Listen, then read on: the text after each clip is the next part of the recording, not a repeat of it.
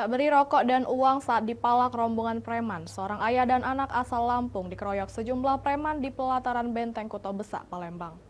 Tak hanya menganiaya para pelaku, juga mengambil handphone dan uang korban.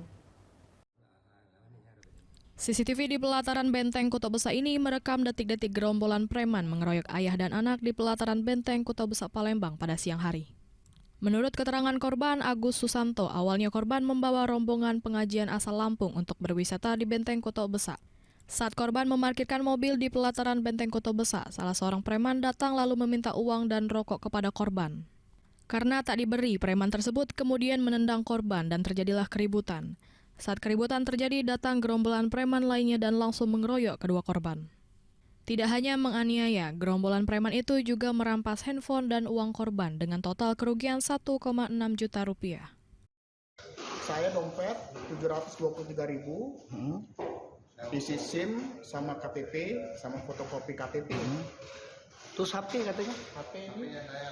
HP juga hilang.